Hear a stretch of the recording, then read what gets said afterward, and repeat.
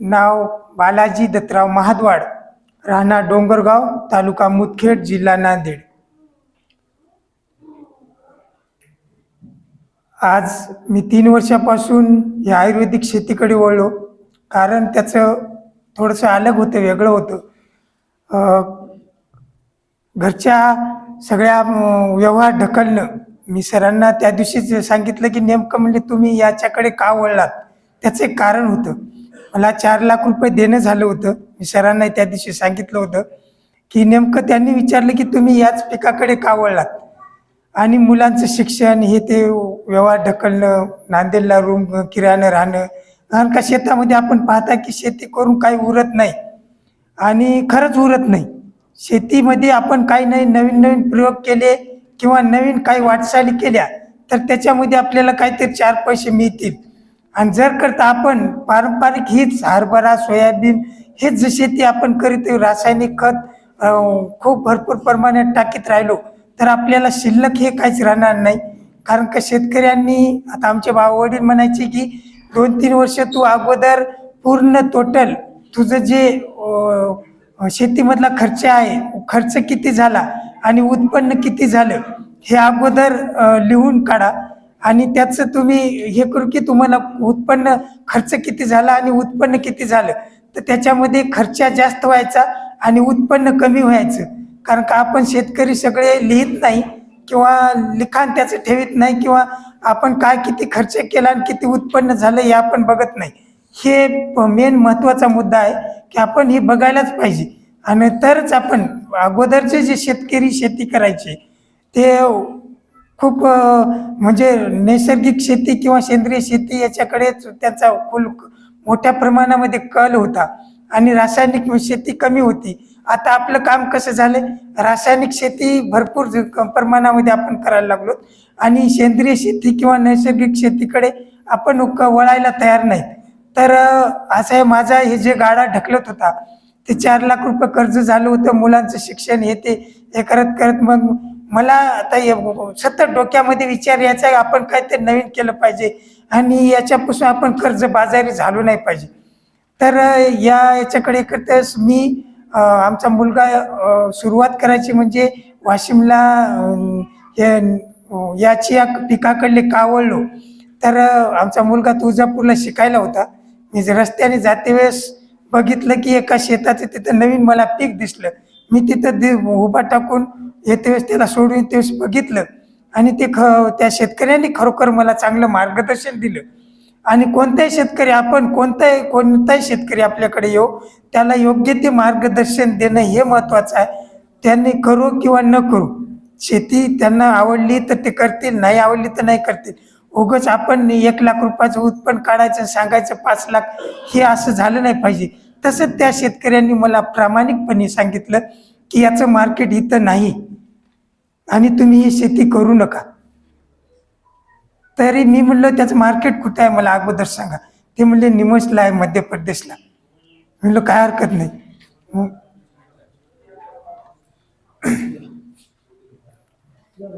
Chia पिकाचं market निमसला आहे, मध्य प्रदेशला, असं त्यांनी सांगितलं। आणि मी काय हरकत नाही म्हणलो, 1 एकर त्यांच्याकडून चिया खरेदी केला 1 एकर पिकासाठी, तर त्यांनी मला 3 किलो सांगितला त्यावेळेस। आता 2च किलो लागतो, कारण का मला त्यांनी जे सांगितले होते त्यावेळेस 3च किलो सांगितला होता, आणि 3 किलो मी 1 एकरला आणला होता। आणून त्या 3 किलोची 1 एकरमध्ये पेरणी केली, आणि विकायचं कुठं हे प्रॉब्लेम होता। कारण का मार्केट इथं वाशिमला आत्ता झालेलं आहे, गेल्या वर्षीपासून, अगोदर नव्हतं। मी त्याचं उत्पन्न काढलं, हिंमत केली पाहिजे शेतकऱ्यांनी कोण्याही गोष्टीला। माल आपण पिकवतो ना, त्याला विकता आलं पाहिजे हे आपल्याला कळालं पाहिजे। मी ते पूर्ण आमच्या शेतामध्ये हे करून त्यांचं मार्गदर्शन घेऊन मी माल पूर्ण तयार केला, आणि निमच मध्य प्रदेशला मी जाऊन आलो। तिथं मार्केट बघितलं, तिथं मार्केट बघितल्यावर तिथं त्यावेळेस 17,000 रुपये क्विंटलनी रेंज चालू होता चियाला। मग तिथं मी बघितल्यावर तिथून येते वेळेस मला एक वाशिमचा शेतकरी मिळाला, आणि त्या वाशिमच्या शेतकऱ्याला मी विचारलं तुम्ही इथं काय करता, कसं काय आलात, तर ते म्हणले आम्ही असं काही इथं घेऊन येता आणि विकता। तर मी त्यांना म्हटलं माझ्याकडे चिया आहे, तुम्ही घेऊ शकता का? त्यांनी सांगितलं काय हरकत नाही, आम्ही घेतो। तर 15,000 रुपये क्विंटलनी त्यांनी माझा चिया घरी येऊन नेला आणि मला पहिल्या वर्षी एका एकरला 7.5 क्विंटल चिया झाला होता. आणि त्यांनी तिथून हे केला. तर त्यांनी असं केलं, निमसला नेऊन विकला नाही.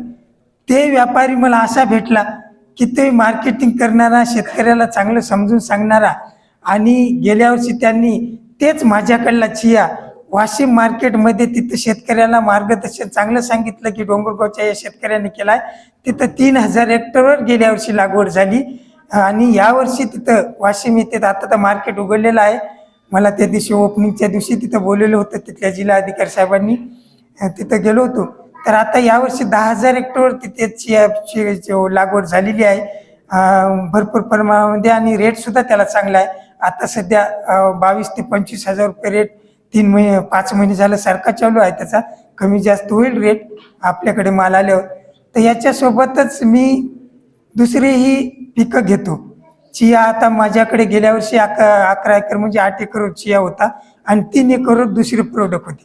तर याही वर्षी मी तसंच केलं आहे. माझ्याकडे 8 एकरवर चिया पीक आहे आणि 3 एकरवर दुसरे प्रोडक्ट आहेत. त्याच्यामध्ये अश्वगंधा हे अर्धा एकरवर आहे. इटालियन तुळस म्हणजे त्याला आपण सब्जा म्हणतो, शेंटेड तुळस राहते, त्याला ते सुद्धा अर्धा एकरवर आहे. अजवाईन ओवा सुद्धा अर्धा एकरवर आहे. आणि कलोंजी माझ्याकडे 1 एकर आहे. गेल्या वर्षी 1 एकर होती, याही वर्षी 1 एकरवर आहे. इसबगोल गेल्या वर्षी पेरणी केली होती, यावर्षी पेरणी केली नाही. कशासाठी की आपल्याला नुसते पैसे झाले पाहिजे शेतकऱ्याला, नुसतं आपल्याला डेकोरेशन करून हे करायचं नाही. इसबगोलचं उत्पन्न मला निघालं नाही गेल्या वर्षी मी अर्धा एकर टाकल्यावर. आणि त्याच्यापासून पैसे झाले नाही असे नाही, पण आपल्याला उत्पन्न निघालं नाही. त्या उत्पन्न आपल्या त्या जमिनीचे जे असं आपण या पिकामध्ये जेवढे उत्पन्न काढता आपल्याला हरभऱ्यात काही पैसे त्या इसबगोलमध्ये झाले नाहीत. म्हणून मी ती इसबगोल यावर्षी कॅन्सल केलं. आणि मी यावर्षी किनोआ हे नवीन पीक अर्धा एकरमध्ये टाकलेलं आहे.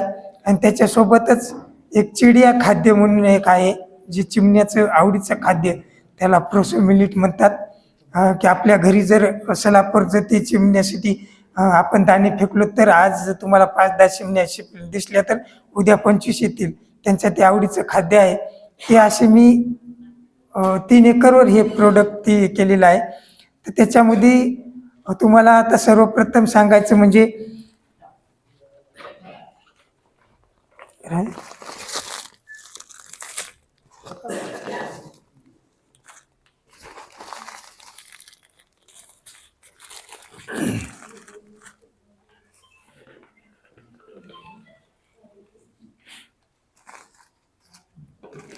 तर अश्वगंधा गेल्या वर्षी मी अर्धा एकरवर अश्वगंधाची लागवड केली होती. अश्वगंधाला तुम्हाला सगळ्याला माहीत आहे भाव चांगला राहते. त्याचं पूर्ण झाड विकले जाते, मुळ्यापासून ते शेंड्यापर्यंत, म्हणजे बी पाला संपूर्ण विकल्या जाते. अश्वगंधा मुळी हे जवळपास जास्त भाव राहिला तर 60-70 हजार रुपये क्विंटल, कमी राहिला तर 30,000 रुपये क्विंटल अश्वगंधाच्या मुळीचं. तर आपण त्याला बी जर हे केलं, अश्वगंधाचं बी जर हे केलं तर 10-11 हजार रुपये क्विंटलनी बी विकल्या जाते. त्याचा पाला जे राहते काढा बनवण्यासाठी विकतात, पण आपल्याकडे सुविधा आमच्याकडे नसल्यामुळे आम्ही त्याचा पाला विकलेला नाही. ते 6-7 हजार रुपये क्विंटल निमसला मध्य प्रदेशला राहते, काढा त्याचा विकल्या जाते. तर त्याचा ते आम्ही जे गुळी निघाली होती ते शेतामध्ये शिंपून टाकली, कारण का आम्हाला तिथपर्यंत नेणं झालं नाही आणि नेलेलं नाही. आणि जे अश्वगंधा आहे ते मी काडी ज्यांना पाहिजे होती त्यांना घरूनच काडी विकली, आणि कोणाला पावडर पाहिजे त्याचं पावडर मी घरूनच विकले. मी 1,000 रुपये किलोनी काडी आणि पावडर दोन्ही मी 1,000 रुपये किलोनी, ज्यांना काडी पाहिजे त्यांना काडी विकली आणि ज्यांना पावडर होती त्यांना पावडर विकलं. पण हे असं नाही की आपण प्रत्येकाने पावडर पाकिट तयार करून विकणं हे नाही, कारण का ते मला जमलं म्हणून तुम्हाला जमेल असंही सवाल नाही. तर अगोदर तुम्ही शेती करण्याच्या अगोदर मी सांगलं म्हणून करायची नाही. शेती करायची म्हणजे तुम्ही अगोदर निमचला जाणे हे महत्त्वाचं, मार्केटिंग पाहणं हे महत्त्वाचं. कारण का आजकाल फसवगिऱ्या भरपूर प्रमाणात झालेल्या आहेत. आपल्याला शेतकऱ्याला बरेच जण फसवित आहेत. तर ते कोणावरही विश्वास ठेवायचा नाही. स्वतः डोळ्यानं जाऊन मार्केट बघायचं आणि नंतरच निर्णय घ्यायचा मी काय करेन. तर त्याच प्रकारे मी शेतीची सुरुवात जी केली, मी कोणाला म्हणत नाही माझ्याकडे बियाणं आहे घेऊन जा म्हणून. मी फक्त त्यांना प्रत्येकाला सांगतो की आधी तुम्ही मार्केट बघा आणि मार्केट बघणं हे महत्त्वाची काळाची गरज आहे. आता इथून आपल्याला आयुर्वेदिकेला भरपूर प्रमाणामध्ये महत्त्व येणार आहे. कारण का आयुर्वेदिक आपण पाहता की दवाखान्यामध्ये एवढे पैसे इकडे एवढं आपण हे करता, तर निरोगी राहायचं असेल तर आपल्याला आयुर्वेदिक पिकाकडे वळावंच लागेल. त्याच्यासाठी मार्केट पाहणं महत्त्वाचं आहे.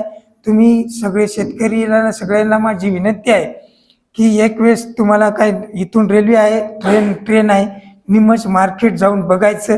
तिथं तुम्ही जाऊन पाहून एक दिवस तिथं तुम्ही हे करून पूर्ण मार्केट बघून ते तुम्ही बियाणं तिथूनच आणू शकता.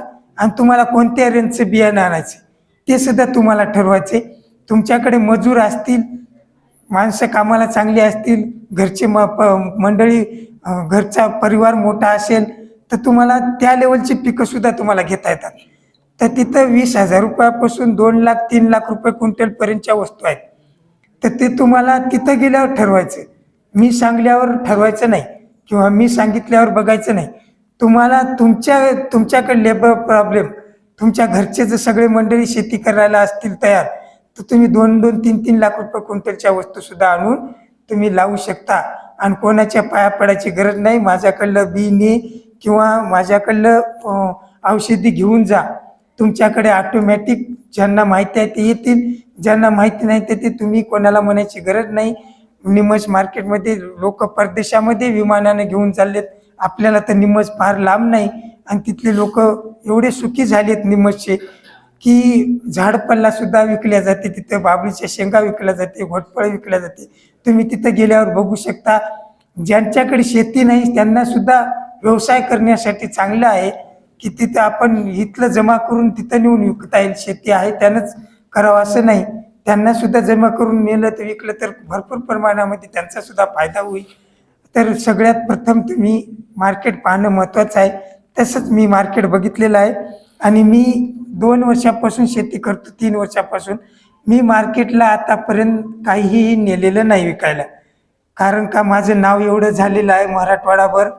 पूर्ण मला मराठवाडा, विदर्भ आणि पश्चिम महाराष्ट्र 3 जिल्ह्यातून पुरस्कार मिळालेत.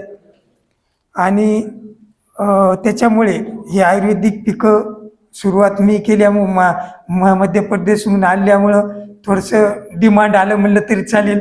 कारण का मी शेतामध्येच काम करणारा, तुमच्यासारखा शेण काढणारा, मी अगोदर दुधाचा व्यवसाय केला होता. तसाच एक मी शेतकरी आहे. आणि मला कधी मी माईक पुढे बोललेलं नाही आणि कधी कोणापुढे हे केलं नाही. मी पहिला माणूस आहे की मला जिल्हा अधिकाऱ्यांनी माईक पुढे उभा केलं आणि मला बोलायला शिकवलं. म्हणजे त्यांनी सांगितलं तू जसा मला आता बोललास त्याच प्रकारे तू त्या माईकपाशी बोल, तिथं हे कर. आणि मी त्यांना सांगितलं मी तुमच्याकडे जिल्हा अधिकारी म्हणून पाहत नाही की मी एक तुमच्याकडे एक आच्या साहेब किंवा अधिकारी कोणते शेतकरी म्हणून बघेन. आणि माझ्याकडे काय माझं जर काही चुकलं तर मी नजर तुमच्याकडेच करेन आणि तुम्ही मला थोडंसं खुलवा. त्यावेळेस साहेब हसले. आणि खरोखरच आमच्या नांदेडचं भाग्य म्हणावं लागेल की आमच्या इथे नांदेडचे जिल्हा अधिकारी राहुल कर्डिले सर शेतकऱ्यांसाठी वेळोवेळी एवढे चांगलं कार्य करतात. आणि खरोखर त्यांचं एक अभिनंदन करावं लागेल की समाजासारख्या एका साधारण शेतकऱ्यांना त्यांनी आज मुख्यमंत्र्यापर्यंत भेट करून दिली म्हणलं तरी चालते. कारण का स्वतः मुख्यमंत्री साहेबांनी सुद्धा मला फोनद्वारे अभिनंदन केलं त्यांचं. माझं एक सांगण्याचं तात्पर्य असं की आपणही चांगल्या प्रकारे शेती करावी. पारंपरिक शेतीकडे थोडंसं दुर्लक्ष केलं तर चांगलं होईल. कारण का नवीन नवीन केल्यावर प्राधान्य चांगलं मिळते. अश्वगंधा पावडर आणि काडी बी सुद्धा मी माझं घरूनच विकल्या गेलेलं आहे. आणि त्याचं अश्वगंधाचं ते तुम्हाला उत्पन्न सांगायचं म्हणजे की खर्च अश्वगंधाला कोणत्याही हे जे पिकं आहेत मी हे तुम्ही एक तर बारकाईने लक्ष द्या की मी अशी पिकं हुडकून आणलीत की वन्य प्राणी कोणताही खात नाही या पिकास. आणि रासायनिक खत कोणत्याही प्रकारचा रासायनिक खत टाकायची गरज नाही किंवा फवारणीची गरज नाही. कोणत्याही पिकाला आळी किंवा रोग किंवा काहीही येत नाही. मी या रेंजचेच पिकं आणली. कशासाठी आणली की माझा जे पारंपरिक गाडा जे होता ढकलायचा होता आणि कमी खर्चामध्ये चांगलं उत्पन्न आणायचं होतं आणि झिरो मेंटेनन्स आपण जे म्हणतो त्या प्रकारची मला शेती करायची होती आणि त्या शेतीमध्ये मी सक्सेस झालो असं म्हणायला हरकत नाही. मी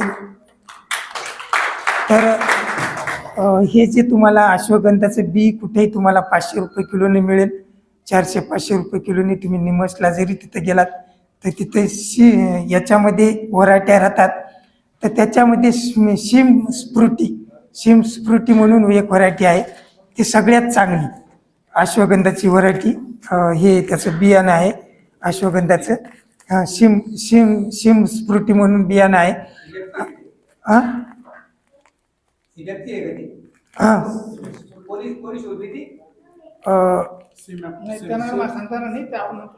हां हां ते ह्या व्हरायटीला चांगल्या प्रकारे पावडर निघते आणि त्याची जाडी चांगली राहते या काडीची.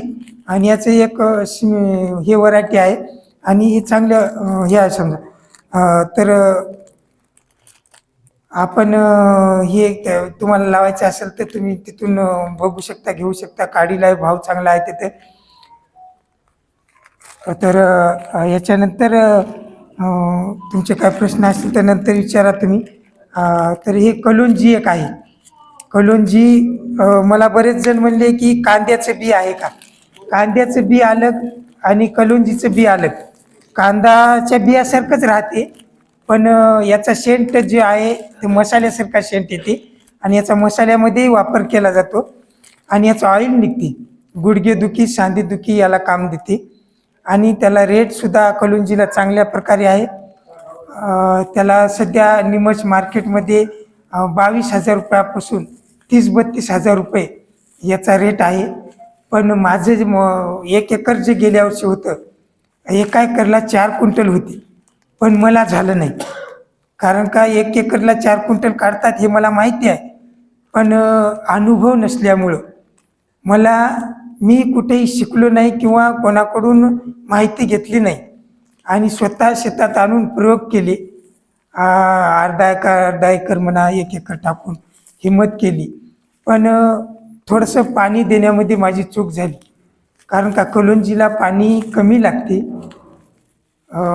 3 पाण्यामध्ये कलोंजी येते.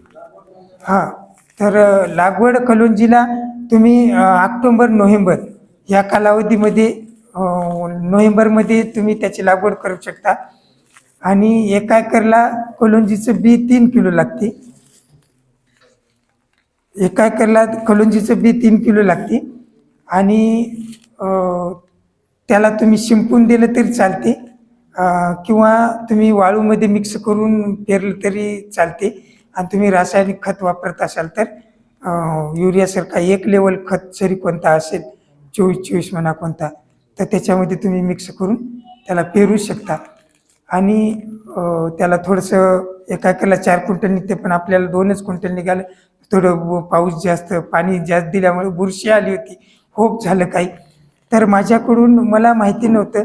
एकाच मला व्यापाऱ्यांनी नांदेडचा फोन लावला की तुमच्याकडे कलोंजी आहे का. मी म्हणलो हो आहे. तर त्यांनी सांगितलं की हल्लर करतेस आम्हाला बोलवा. तर मी त्यांना हल्लर करतेस फोन लावला आणि त्यांना सांगितलं की त्या आले माझ्या शेतावर येऊन त्याने बघितलं आणि 2 क्विंटल मला कलोंजी झाली होती. तर तिथं त्यांनी मला म्हणले काय भाव तुम्ही देणार मला कलोंजी. तर मी त्यांना सांगितलं 500 रुपये किलोनी. तर ते म्हणले काय हरकत नाही. त्यांनी मला जाग्यावरच 50,000 रुपये दिले आणि 1 क्विंटल कलोंजी माझी तिथूनच नेली. आणि हे आम्ही कलोंजी घेऊन गेल्यावर तुम्ही दुसऱ्याला कोणाला देऊ नका, नंतरची आम्हीच नेणार असं त्यांनी आम्हाला सांगितलं. आणि मी त्यांना तिथंच 1 क्विंटल कलोंजी दिली आणि त्यांनी नेऊन ऑइल वगैरे काढलं. त्यांनी प्रोडक्ट काही बनवले त्याचे प्रोडक्ट बनवले त्यांनी तिथं आणि त्यांचे प्रोडक्ट विकले गेले. आपल्या या कलोंजीमधून त्यांना 20% तेल निघालं. तर बघून घ्या. आता आपण 500 रुपये किलोनी त्यांना तेल विकलं तर त्यांनी ते 6-7 हजार रुपये क्विंटल किलोनी 6-7 हजार रुपये किलोनी त्याचं तेल विकलं, त्यानं ऑइल विकलं. आता त्याच्यामध्ये त्यांनी काय मिक्स केलं आपल्याला माहिती नाही, पुन्हा त्याचे प्रोसिजर काय केले असतील हे नाही, पण त्यांनी आपल्याला सांगितलं की याच्यामध्ये तुमच्या याच्यामध्ये आम्हाला 20% ऑइल निघालं. तर मग पुन्हा आणखी दुसरी त्यांनी कलुंजी त्यांनी एकट्यानेच नेली, आणि त्याच्यापासून तुम्हाला कलुंजी घ्यायचं असेल तर निमचमध्ये जाऊन तुम्ही त्याचं मार्केट बघा, आणि तिथं चांगली काळीझर चांगल्या क्वालिटीची जाड एकदम नंबर 1 50 रुपये तुम्हाला बियाला जास्त जाऊ द्या, तिथं तुम्ही शेतकऱ्याकडून घेतले तरी चालते, किंवा साईटला दुकाने आहेत तिथं दुकानावरून तुम्ही घेऊ शकता. त्याच्यामध्ये नमुने किंवा जात काही नाही कलुंजीमध्ये, एकच आहे.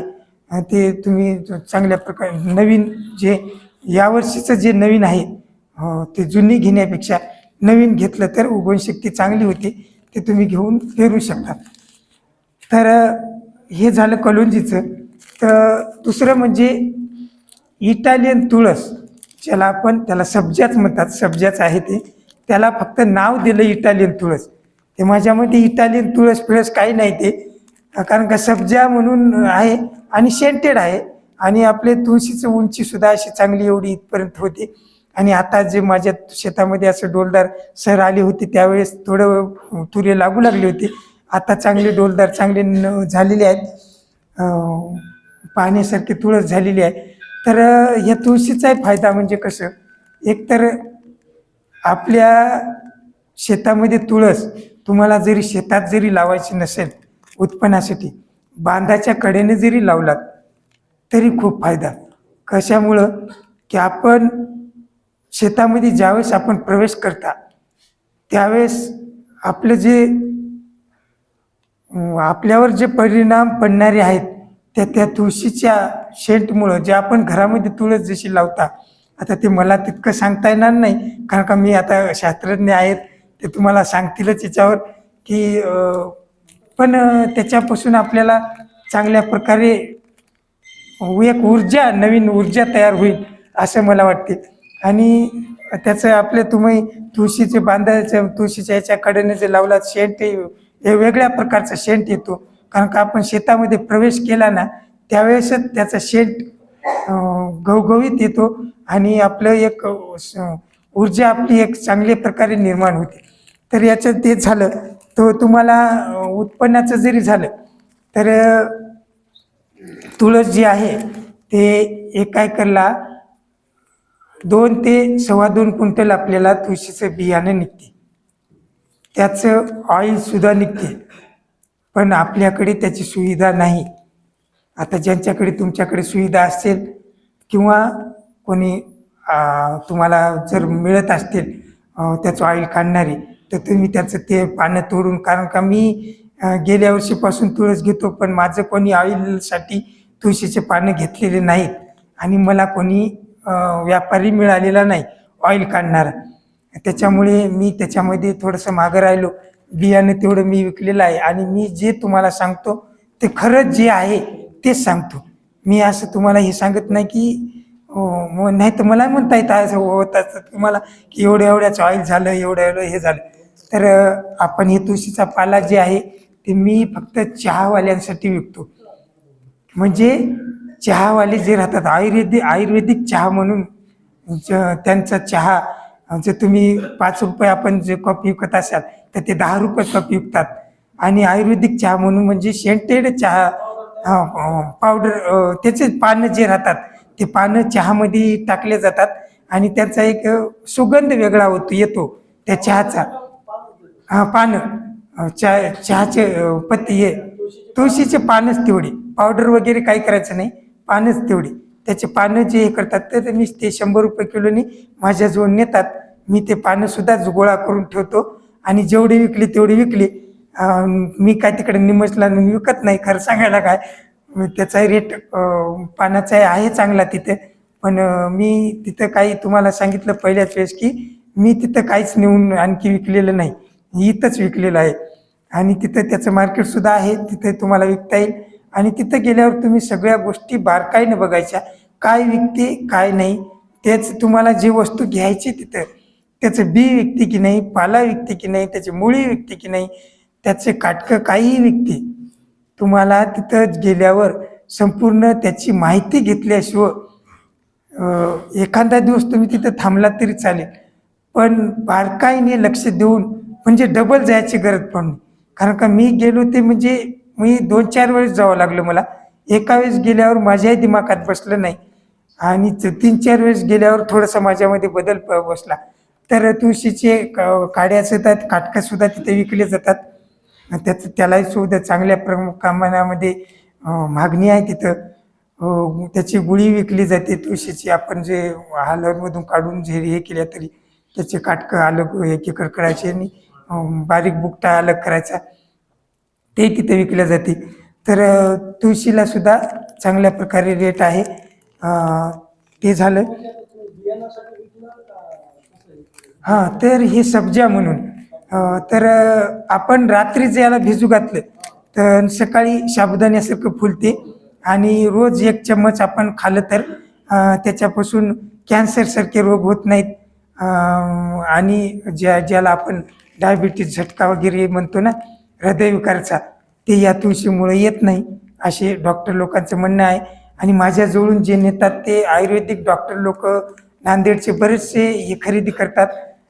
त्यांनी स्वतः घरी तिथं प्रोडक्ट बनवतात, ते त्यांना मी विकतो हे समजा. तर हे झालं तुळशीचं. हो, अजवाईन. अजवाईन हे सुद्धा आपल्याला चांगला हे आहे की आता हे माझ्याजवळ जे अजवाईन मी तिथूनच येते थोडंसं आणलं होतं निमचून मध्य प्रदेशहून. त्याला मी अर्धा एकरच टाकले. गेल्या वर्षी मी अर्धा एकरच टाकलं होतं, याही वर्षी अर्धा एकरच टाकलं होतं. हां, तर ते तुम्हाला सांगेल. तर हे जे अजवाईन आपला ओवा जे आहे, तर मला गेल्या वर्षी अर्धा एकरमध्ये 1 क्विंटल 17 किलो झाला होता आणि यावर्षी माझ्यामध्ये थोडंसं जास्त होईल असं मला वाटते. कारण का गेल्या वर्षीपेक्षा जास्त फूल लागलेलं आहे आणि डोलदार पण चांगलं झालेलं आहे. यावर्षी थोडंसं मी सुटसुटीत थोडंसं बेडवर केल्यामुळं थोडंसं जास्तही लावरेज असं मला वाटतं. गेल्या वर्षी मी नुसतं असं शिंपून टाकूनच हे केलं होतं. तर गेल्या वर्षी मला 1 क्विंटल 17 किलो झालं होतं. तर आपल्या बाजारमध्ये त्याला 250-300 रुपये किलो काहीतरी रेट आहे. तर माझा जे आहे ते 400 रुपये किलोने विकला गेला. ते कशामुळं की याची जाडी थोडी जाड आहे आणि तिखटपणा जास्त आहे. आपण याला कोणत्याही प्रकारच्या, तुम्हाला मी अगोदर सांगितलं की रासायनिक खत 1 मूठसुद्धा टाकली नाही, फवारणी कोणत्याही प्रकारची फवारणी केलेली नाही. मी जीवामृत वगैरे करून 1-2 वेळेस टाकेलं होतं याच्यामध्ये आपलं शेतामध्ये, जे आपलं घरच्याच गाईचं गोमूत्र ते हे करून. पण याला ह्याची गरज नाही. आणि तुम्ही कोणतंही काही जरी जीवामृत जरी करून टाकणं गेल्या तरी चालते आणि केलं तर आणखी चांगलं. तर याचं समजा मार्केट आता आपल्या इकडेही बरेच जण घेतात ओव्याला. तिथंही मार्केट त्याचं समजा 25-26 हजार रुपये काहीतरी क्विंटल, 23,000 एवढ्या पद्धत चालते. 20, 22, 23, 25 म्हणजे रेटून माल कमी जास्त आला तर या प्रकारे चालते समजा. तर इसबगोल हे आपल्या शरीरातील 100 बिमाऱ्यावर काम करणार आहे. पोटातले पूर्ण विकार, फक्त गरोदर बायांनी तेवढे खायचे नाही, बाकी सगळेनं खाल्ले तरी चांगले चालते. पण हे आपल्यासाठी नाही, उत्पन्नासाठी नाही. कारण का मी लावलं होतं गेल्या वर्षी अर्धा एकरमध्ये मला, आता तुम्हाला सांगायला थोडंसं लाज वाटेल, 1च पोतं झालं. म्हणजे खरं सांगायला काय, अर्धा एकरमध्ये मला 1च पोतं झालं. याला रेटसुद्धा चांगला आहे, 15-16 हजार रुपये क्विंटल जाते. पण मी घरूनच 500 रुपये किलोने विकतो. म्हणजे याच्यासाठी, कारण काही आपल्या इकडे मिळत नाही म्हणून 500 रुपये किलोने घरूनच मी जे आयुर्वेदिक डॉक्टर लोकांनी बरेच जणाला विकले. पण हे आपल्याला उत्पन्नाचं नाही म्हणून मी यावर्षी त्याला घेतलं नाही, कॅन्सल केलं नाही. आणि त्याची उंची काय फार जास्त नाही, 1-1.5 इंच उंच होते आणि एवढी ठुशी पडते. त्याच्यामुळे ते उगवते, बडून घेता येते आपल्याला, हे करता येते, पण उत्पन्नाचं नाही ते. त्याच्यामुळे मी यावर्षी घेतलेलं नाही. यावर्षी मी एक नवीन किनोवा म्हणून थोडंसं आणलेलं आहे. अर्धा एकरवर किनोवाचं घेतलेलं आहे पीक. मी त्याचं गेल्या वर्षी उत्पन्न घेतलं नाही. त्याला 6-7 क्विंटल एका एकरला ॲव्हरेज येते असं म्हणतात. पण आता ज्वारीसारखं चांगलं झालेलं आहे, कणसे चांगले ज्वारीसारखं गुपचे निघालेले आहेत. तेवढं ॲव्हरेज येईल असं मला वाटते. पण मीच स्वतः ॲव्हरेज काढलं नाही, ते तुम्हाला ॲव्हरेज सांगणं हे चुकीचं वाटते मला.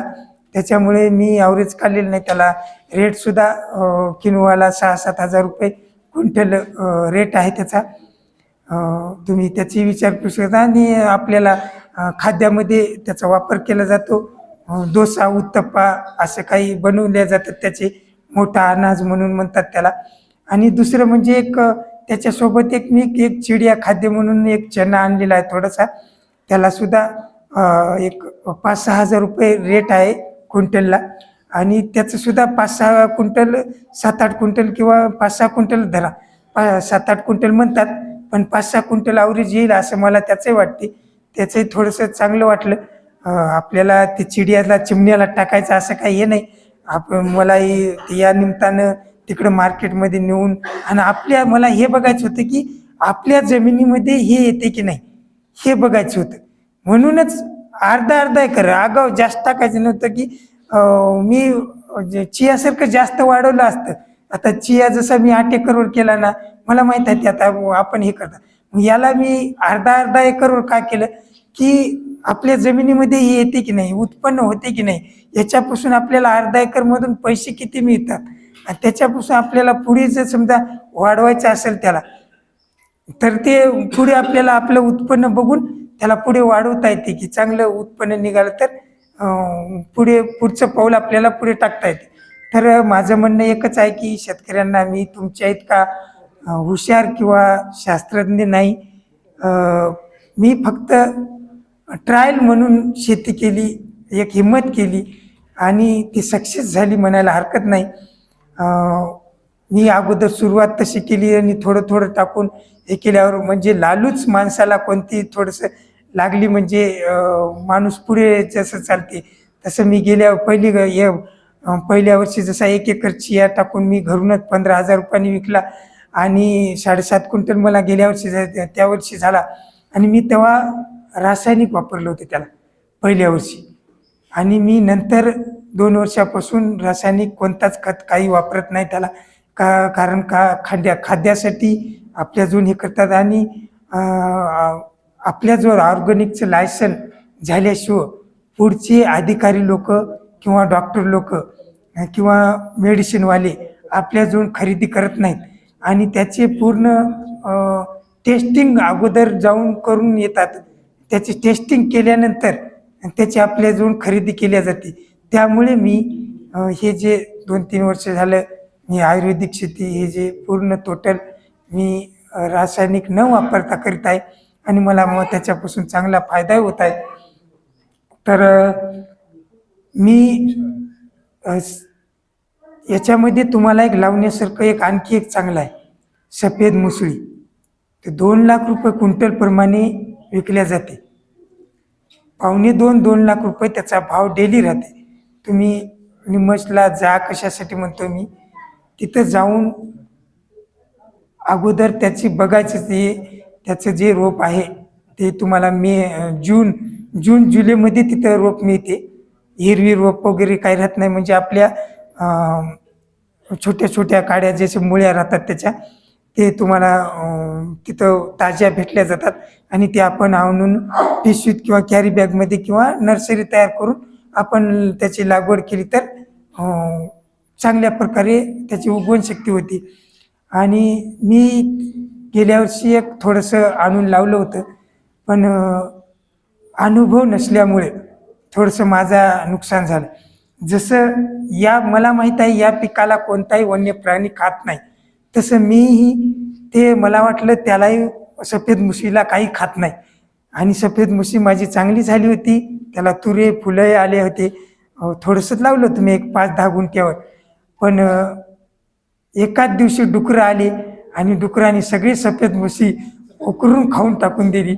आणि कशामुळं की माहिती नसल्यामुळं त्याला अगोदर तार कृपण करणं किंवा आपण काहीतरी डुकर न येण्यासाठी साधन केल्याशिवाय त्याची लागवड करू नये असं मला वाटतं. आता मी यावर्षी घेणार आहे.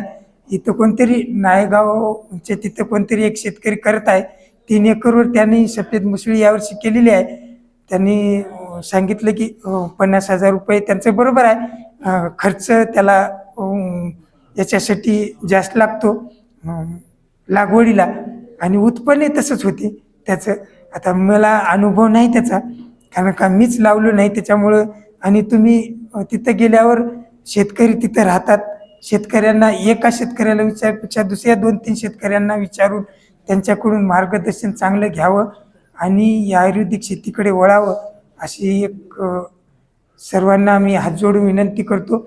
आणि तुमचं काय माझं काय जर चुकलं असेल तर थोडंसं बोलण्यात कारण का मला सवय नाही बोलण्याची आणि एक साधारण शेतकरी आहे मी. कोणता शास्त्रज्ञ किंवा हे नाही, फक्त शेतामध्ये प्रयोग केला आणि मी तुमच्या पुढे वाकड्या तिकड्या शब्दामध्ये मांडलेला आहे. ते मी सर्वांचे माफी मागतो. माझे नाव बालाजी दत्तराव महाद्वाड, राहणार डोंगरगाव, तालुका मुदखेड, जिल्हा नांदेड. माझा मोबाईल नंबर आहे 9823 97 35 33 33 9823 97 35 33.